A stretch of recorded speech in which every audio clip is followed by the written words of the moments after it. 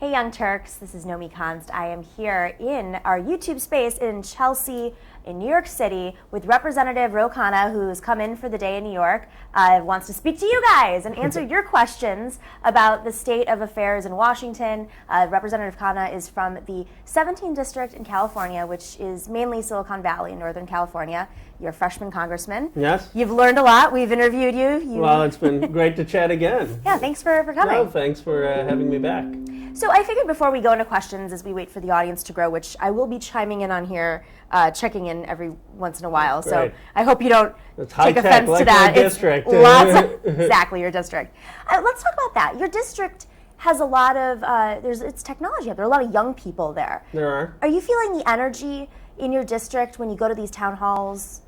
You do. I mean, and it's, you get 700, 800 folks. You've got a lot of folks on YouTube Live or Facebook Live tuning in, asking questions. But, the biggest thing is that you get a lot of young people talking about, I want to go into journalism. Actually, I've had a number of these people, which is shocking to me. I used to never hear that everyone was, I want to be a computer programmer or this. But people are engaged in politics. Are you feeling the energy in your district when you go to these town halls? Certainly in my district. This is definitely unique. I mean, we remember in 2010 when the Tea Party would have these town halls, right. and the Tea Party overtook, and they wanted to lower taxes and all the things that they wanted, and they were able to change Congress fairly quickly. But it was organized. Some of it was organic, but a lot of it was organized and maybe turned into a more organic movement as a result. Sure, there are groups that go out there and want to recruit people to go to protests, but the town halls that I've visited are organic. They're in my district, they're organic. I mean, you'll have, and it's not just young folks. I mean, they're people middle-aged, they're seniors, and they'll come and many will say, I've never been to a political event before, but I'm just so concerned about what's going on. Not just about Trump, but about the party, about politics. And it's very, very organic. I mean, the first time we did it, I think we had 1,300 people show up. To give you a sense, and so I had no clue, because I thought maybe 100 people, 200 people show up. So we had these 3 overflow rooms. So I went to the first one. I went to the second one. It was too late to go to the third one. Well, the third one had their own conversation. They had their own moderator, and they submitted like the notes of the conversation. So it's amazing to see this organic activism and engagement. And I've said this before. It almost feels like those of us in Congress don't get where the energy is. And so you go back to D.C. and it's stifling, and you're talking about caucus politics, and all the energy is on the outside. Do you think that all of your colleagues are experiencing the same types of crowds? When I was thinking about the Tea Party, it was almost like they were protesting every single congressman and congresswoman. But I don't see, I see some Republicans, like Jason Chaffetz obviously has had some tough times with his town halls. But your town halls seem very pleasant and open. What is the secret? Yeah, well, I mean, I've been voting. People are looking at the way you vote, and obviously they have had a very progressive voting record. But even with my town halls, I mean, people will ask critical, challenging questions, and part of the sense of just being transparent and open and not being rigged about it. So people know that you'll get to ask questions that are challenging me or critical of me. I mean, I'll try to think the next time the questions come up, but people will say, look, we want you to be more bold on some issue, or we want you to emphasize something. And I think the key is just transparency. What are some of the top issues that people are bringing up when you go back home? The big issues are what's the Democrats' positive vision? A lot of people say, look, we've gotten all of this negativity, but what are you guys standing for? The second thing is, of course, there's a sense of, well, what can we do? That's the biggest question. Does our voice still matter? What can I do being in a blue district to help? Third, people are very concerned about jobs. I mean, that's still, even in my district, I mean, what are the jobs for their kids? And then in my district in particular, housing and traffic. I mean, it's just, you can't afford a place in most places in my district because of the housing costs. The traffic is at gridlock, and there are often a lot of issues on housing and traffic that come up.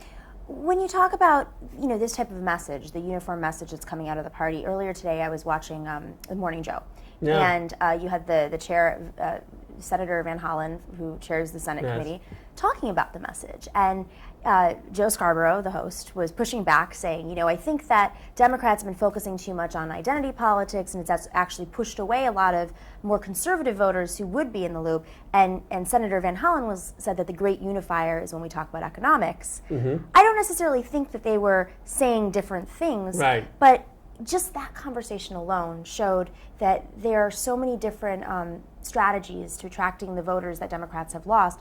What do you think in Congress right now, Democrats in Congress are thinking in terms of shifting strategies to win for 2018?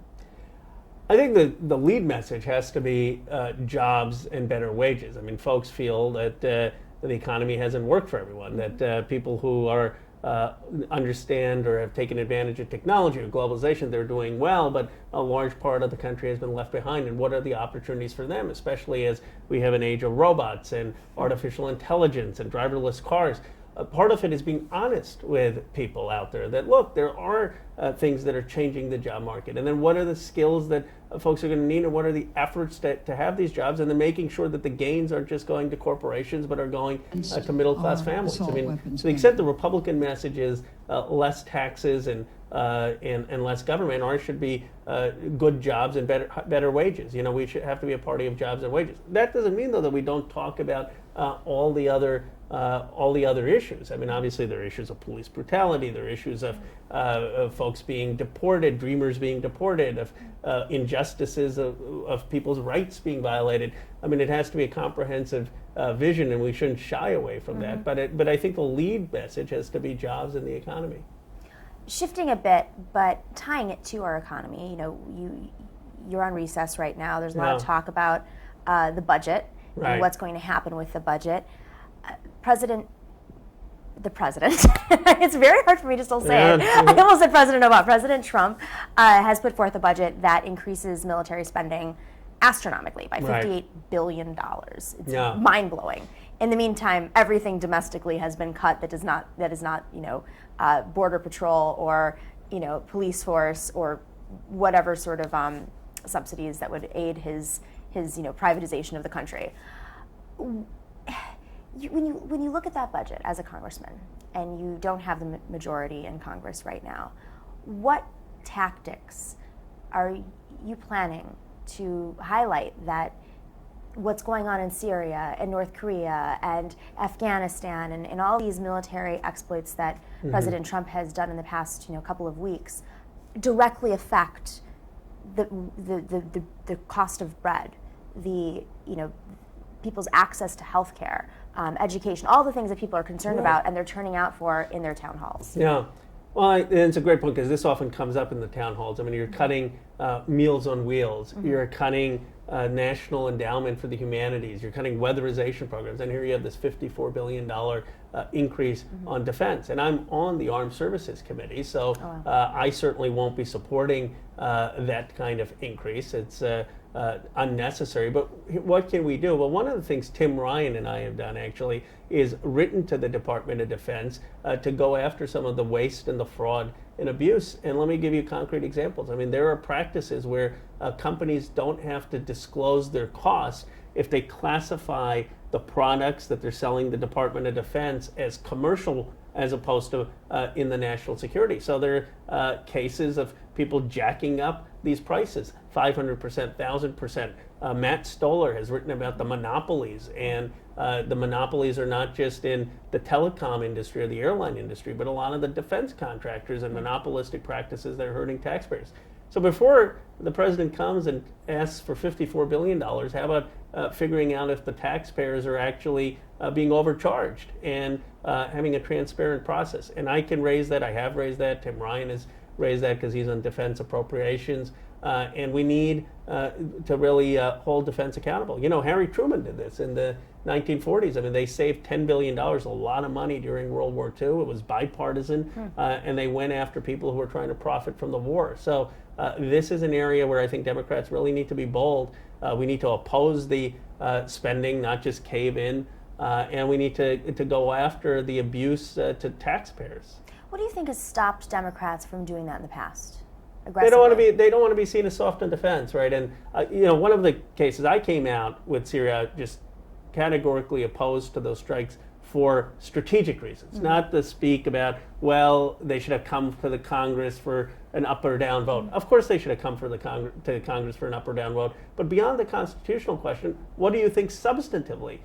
My view is we ought to actually be quoting some of our founders, or John Quincy Adams, who was the Secretary of State under Monroe. He has this famous passage where he says, well, America shouldn't go out to seek monsters to destroy. And really what we ought to do is lend our voice and our credibility to human rights, but not militarily go and intervene. Because he says we can't ever figure out who the good guys are. I mean, it's much more eloquently written. But here was his vision, which he understood that if we did that, if we went in and intervened militarily, we'd actually be seen not as a liberator, but as possibly using dictatorial force. And he warned about this. Agitator. So we've got to say, look, we're not soft on defense. We're not weak by saying that we ought not to be intervening. Look at what we did. We intervened in Iraq. That created the situation in part in ISIS because of in Syria. We've intervened in Afghanistan. Well, 40% of Afghanistan is still under Taliban control. How have we improved that situation? So we're not picking often the right side. What we ought to be doing is saying, look, Assad has committed atrocities. There's no question. Forgetting just the chemical weapons. I mean, 4 million Sunnis have been displaced.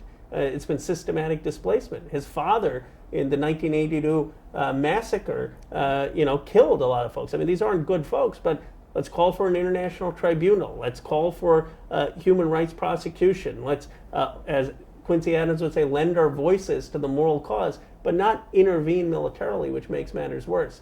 I think we can be strong, principled, without being militaristic. And frankly, I think that I wish more Democrats would speak to the substance of a progressive foreign policy instead of being, there's this fear that, we'll be projected as weak on national security. Do you think some of that's reactive to ways of the past, strategies of the past, the Dukakis moment, which is now almost 30 years ago? I believe the culture shifted a lot, and this generation that's rising up grew up with two wars, right? Felt it firsthand. Unlike the previous generation, which of course there was the Gulf War, but it didn't have the same implications that this generation has felt when it comes to war. I don't know many millennials, and you have a lot of millennials in your district, and you're young. Right. I think you're a millennial yourself, aren't you? I'm millennial-ish. Okay, you're in the range. Who I don't see them saying when they go to the voting booth, I want a strong Democrat who's bold when it comes to national security. Right. What do you think it's going to take for the Democrats in the House and the leadership and those who are setting the strategy to recognize that form of Democrat does not exist anymore? It is not seeked. Well, I think that your views of the millennials should ask Democrats to speak first more clearly, not let them get away with just saying, okay, we're going to duck the substance, but we're for President Trump, or should have come to Congress to seek authorization, right? Mm-hmm. That's an easy thing to say. I think we need to say we need a smarter, progressive vision of a foreign policy, and that this is a core component. You look to your point, I mean, Howard Dean ran against the Iraq War.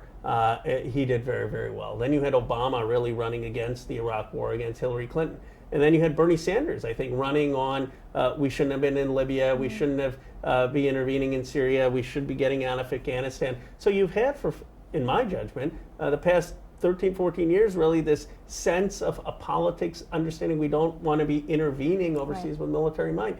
And I don't think the leadership has gotten that yet. I mean, because there's such a fear of being, maybe it's this Dukakis moment. But I think most Americans, and by the way, I don't think this is just a liberal issue. I think there are people like Rand Paul on the right, who I disagree with a lot of things, but who also understands that there is a cost to intervention. There's a cost to just expansion of NATO and provocation. And so I think this is a nation that is weary of our interventions and understands that it hasn't made America more secure or the world more secure.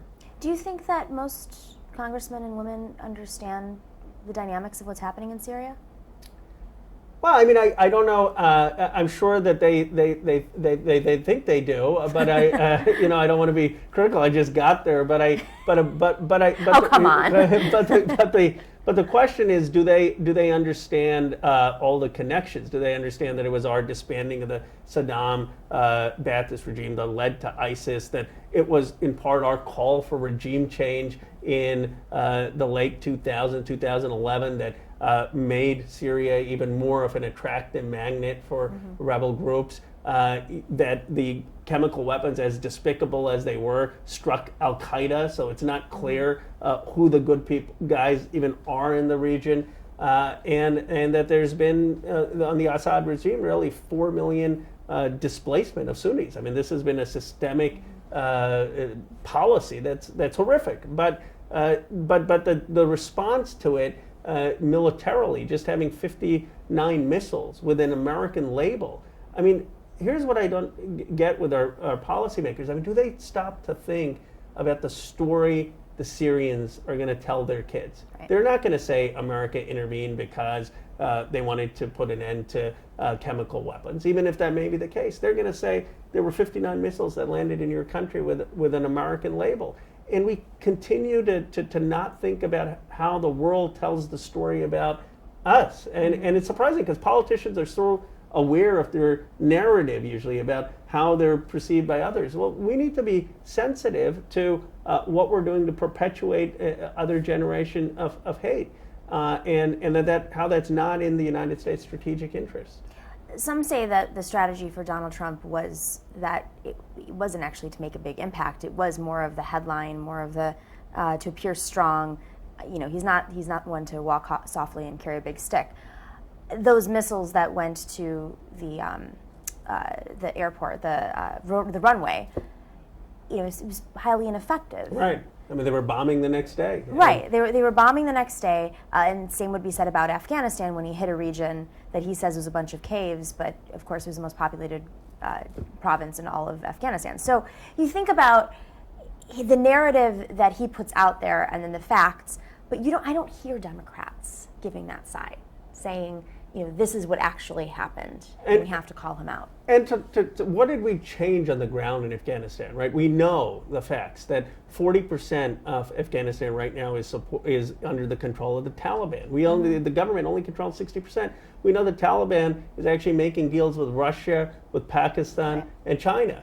And to put it in context, and maybe I know part of the history there, just being South Asian, and even though I was born here, you know, on the Kashmir border, where you have 3,000 alleged terrorists in Kashmir, the Indian government has about 100,000 troops there. Now, whatever else you think about the conflict, and there are many sides to it, that's a 30-to-1 ratio. Now, if we have 10,000 troops in Afghanistan. If we really were thinking of bringing stability to that region, we would need 300,000 troops, and no one in this country would support it. So then the question is, what are we doing there? And why are we debating incremental troop increases from 10,000 to 15,000 or bombing things when 40% of the country isn't even in our control? And what is the justification? I was opposed to the escalation that under Obama. I spoke out against that. I'm opposed to the continuation under Trump. I mean, we just need to figure out a way of exiting with honor, maybe supporting the current government and letting it play out and speaking for human rights without losing more lives and costing our security. It's been one of the longest wars in American history, 15 years. So this is where I think the Democrats need to talk about it. We ought to have our vision of foreign policy, right? Not just saying, well, Trump's violating the Constitution. Trump didn't come to Congress. Because that's not what people want to hear. People want to hear, what is your vision of foreign policy? How are you going to make the country safer? How are you going to extricate out of these wars and out of this mess? And I think if we led with that, and we led with the detailed knowledge of these areas and had a progressive foreign policy, then we give people a choice. And by the way, if people don't like that choice, fine, but at least let's put out a substantive choice. If we're going to argue on the semantics, people will default to Trump because they won't see that there's a substantive alternative vision. there was a platform committee meeting, set of meetings to write the platform of the Democratic Party last year, right. Leading up to the convention. Right before the convention, the committee met, and there were sides. There was the Bernie side and the Hillary side, and some DNC members, and they wrote the platform together. It's almost like we need to have another platform committee right. after this experience. What is the Democratic Party in a post-Trump world? Yes. Because I think back at those moments and seeing, I believe it's General Allen on stage advocating for USA, and almost like it was an interventionist perspective right. on stage. And a lot of people were put off by that at the convention. So whatever that message was in July of 2016 seems to be a very different message than what Democrats want in a post-Trump world. I think that's right. I think we need to have. I think what was very helpful about the Democrats coming together on some of the economic things, it's led to some concrete success. Right. I'm on the College for All bill that Senator Sanders introduced. Well, that was based on the work the DNC Platform Committee did. Imagine that, a politician actually taking Senator Sanders taking things that the Platform Committee did and actually introducing it. And it's one of the things I admire about Senator Sanders is, obviously I supported him, but regardless of that, whoever you supported, he's actually trying to offer a positive vision, right? It's not just he's going to have a carbon tax and a climate change bill. So, but the point you raise is a good one. We need a foreign policy, progressive, unified vision that talks about, in my judgment, the harm. The first policy should be do no harm in these areas, and talks about our overthrow of Mossadegh in 1953, and talks about the role we played in the Congo, and talks about how often we've made matters worse, and maybe harkens back to John Quincy Adams, because we have actually basis of America's founding, some of our founding early statesmen, for a view of a non-militaristic intervention, that they actually viewed that as part of America's uniqueness, as not being a colonial empire like the British, being a democratic republic. So I think we need it on that, and I think we need it on issues of race and justice as well. On police brutality, and Chris Hayes has this great book out on a colony within a nation, talking about this disparate legal systems that we live in, and what are we doing to really address those issues of racial justice and incarceration rates, and having a strong platform on that, having a strong platform on appreciating the vulnerable populations and of immigrants, and what it means to, rhetoric of being seen as the other, which is, Trump's narrow vision of America. It's not that we don't want a common American identity, but it's got to be an inclusive American identity. So I think it's a great idea, and I think we're moving. If the 2016 showed anything, it seems to me, and in these town halls, I think we're moving away from a politics of personality and to a politics of substance. I mean, people are really looking at who's co-sponsoring bills, and it's no longer enough to just give a fancy speech on the floor and appeal to emotion and say, I know these people in my district who lost their health care, and this is why I'm for universal health care. People want to know, are you on John Conyers' bill of Medicare for all, right? I mean, I don't care about all your speeches. Where do you stand? And I think the Democratic Party is at a place, and the progressive community, that they want to know the details, and they want to know what is the substance, and that's not a bad thing. That's actually what the conservatives did. They had a very clear sense of where people stood. Okay, I'm going to take a question from the audience now, if I can pull this up. Do you think that Donald Trump has an Achilles heel? Yes, I mean, he's got many, but I think his biggest Achilles heel is he ran as a populist, and he's governing as a Paul Ryan conservative. I mean, Donald Trump's insight when he was running for the Republican nomination was to say that George Bush made an extraordinary blunder in Iraq, that we've been doing all these foreign interventions that were wrong, that, by the way, Paul Ryan was an awful choice for Mitt Romney as a VP because he was going to cut all these programs, and he was going to expand healthcare, and he was going to invest in infrastructure, and he was going to create jobs. And he's gotten to the White House. People will probably give him 2 years to say, okay, where are the jobs? Where's my life improving? And what he's done is just given the reins to Paul Ryan, the Heritage Foundation, on an economic conservative idea. He's put it in Wall Street bankers, the same people he criticized, like Gary Cohn and others, to oversee economic policy. So I think that his Achilles heel is he's not the Donald Trump who was campaigning. He's been co-opted. He's no longer the person draining the swamp. He's not the populist, which is why I think the Democratic Party needs to adopt that populist, drain the swamp, wherefore people have been left behind message, because that's the clearest contrast. Talking strategy a bit in 2018, if Donald Trump, his numbers remain low or even drop further because his own supporters are realizing the things that you just mentioned, that he's not draining the swamp and he's stacking the White House with Wall Street, or not staffing any of his agencies, as we all know. If more people start to wake up to what Donald Trump is, conservatives, we have a redistricting issue in our country. The map does not favor Democrats right now. It may not favor Democrats in 2020 with the next census if we don't, earn back enough control at the state house level. With that being said, is he enough of an unpopular president that it could take down, as we saw Jason Chaffetz is not running for re-election, it could take down conservative congressmen and women across the country that may not have been vulnerable.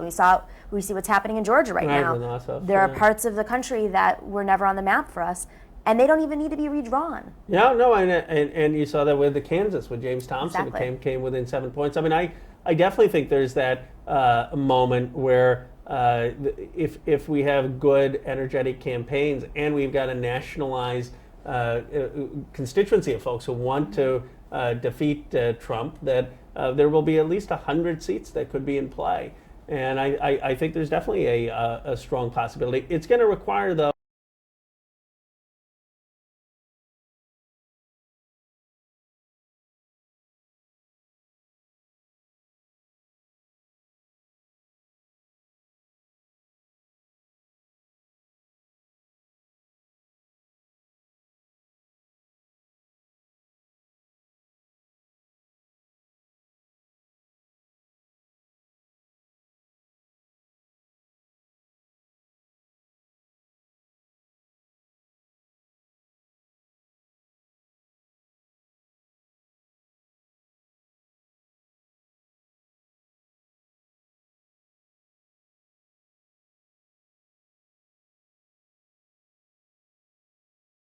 whether it's the party or most lawmakers have some sort of special interest ties. You, of course, don't take super PAC money or any PAC money at all. And you have your No PAC caucus, which I believe you brought up, or if you launched that. We've introduced legislation to ban PACs, and we're in the process. We submitted a letter to the House administration, Beto O'Rourke and I, to try to get the caucus formed. We don't have a Republican yet, so we're hopeful they'll still accept it. But there's 6 members who don't take PAC money. And I think I think every Democrat running right now should take that pledge. I won't take PAC money, especially if you're not an incumbent and running against a Republican challenger. I think it's such a simple thing to signal that you're going to be different, that you're really going to drain the swamp. That would be a great thing for the DNC to do, to recommend to candidates, take this pledge. Don't take lobbyist money. Don't take PAC money. People want to have something that feels like they're being heard, that they get that there's a frustration. And so much of the last election, in my view, was against dynastic politics, against establishment politics, this frustration that the new voices aren't coming up in our democracy, that it seems like it was the same old folks running things, which would be fine if things were going great, but they weren't. And so I think there's this moment where we can have a lot of new candidates. And I said that I supported Justice Democrats who are running these new campaigns. I said, look, I've said it in my district, I've said it in any districts. We ought not to fear competition and primary challenges. And these aren't estates. No one says, okay, Ro, now you're an incumbent. Now this is your seat till you want to bequeath it to the next person. No, every 2 years you got to go, you got to earn it. And if you've got a good vision and if you're doing the town halls and you're connecting, you'll probably prevail. But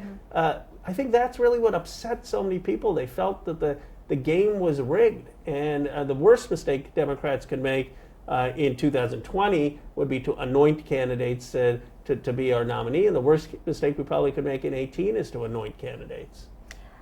How much of this is an institutional issue, not having a bench of willing and able? I mean, we hear about all these people who are rising up and Right. willing to run for office, but are they looped into the institution of the Democratic Party that allocates resources? And we saw what a difference that made in Kansas, of course. Right. I mean, how much of it is that?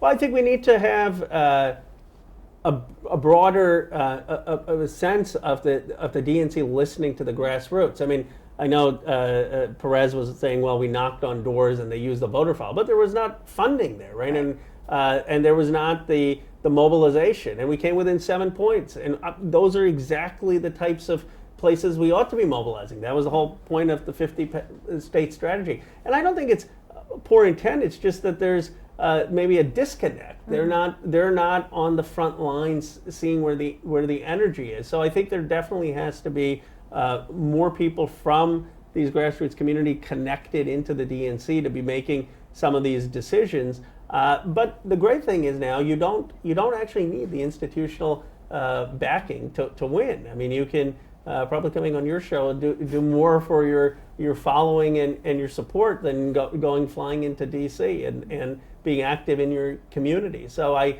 think it's an exciting time for people to run. And the one thing is, just don't get, for people who may be thinking of running, don't get discouraged. Because a lot of people have a self-interest to tell people not to run. Right. And they use all these things. Oh, you're not qualified. Oh, you need more experience.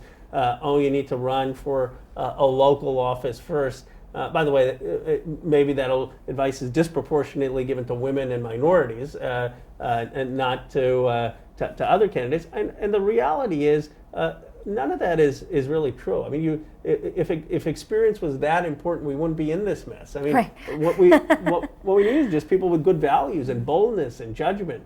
And I hope that we'll have a whole new crop of people running this cycle. What are some things that are on your docket right now, or your colleagues, legislation bills that are being presented that have a strong chance of being passed and will affect everyday people's lives?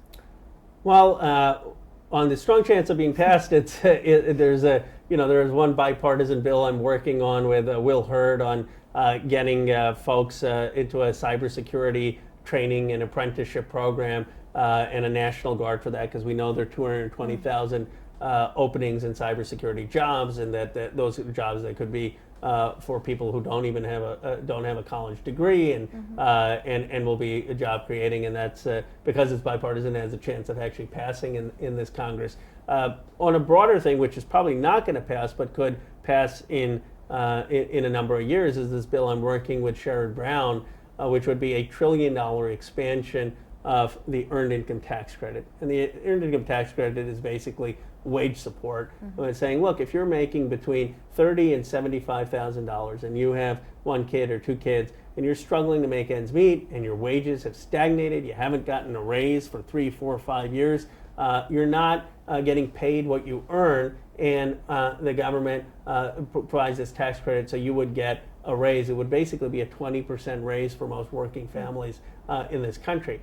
And it's a great contrast to Donald Trump, where he's going to give a $3 trillion tax cut to the investor class. We can say, look, for 1/3 of that, and you could give a raise, a 20% raise, by the way, to most of the people who voted for you.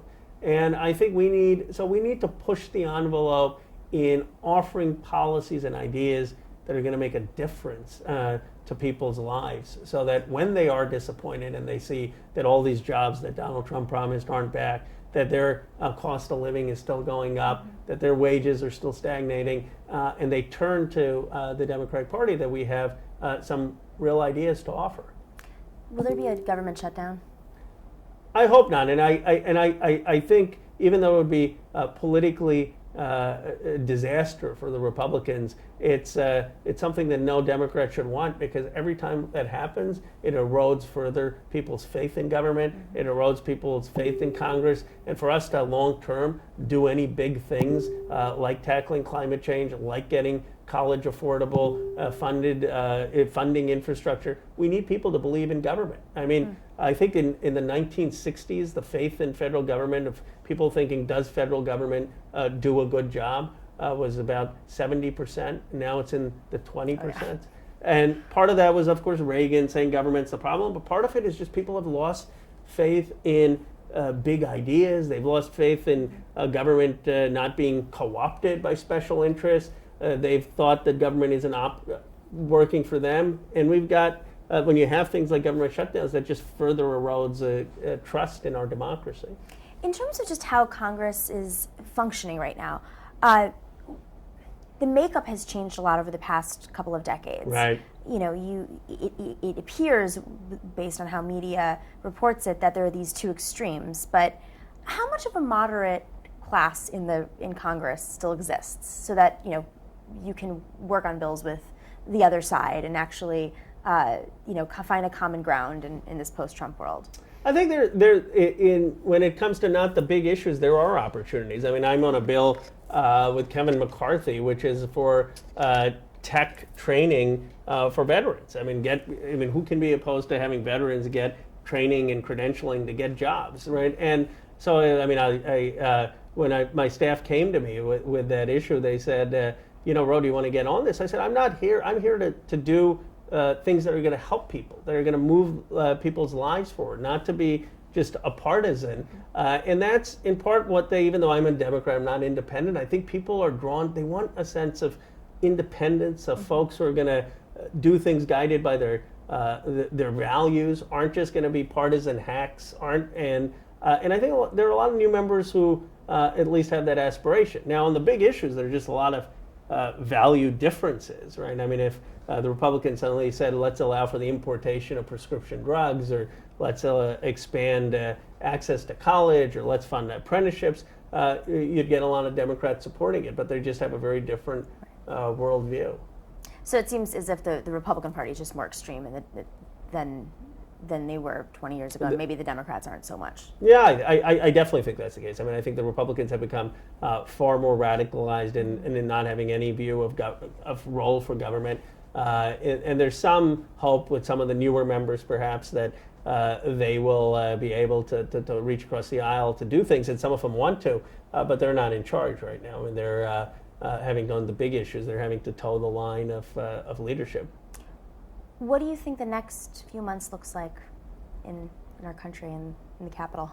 Well, I think it's more, unfortunately, dysfunction. We'll probably have to vote a few more times on making sure we don't repeal the Affordable Care Act. It's mind-boggling to me. And you see some of these Freedom Caucus members, and it's almost like they're celebrities. It's like they're swarmed with paparazzi outside the chambers wanting to know their every move.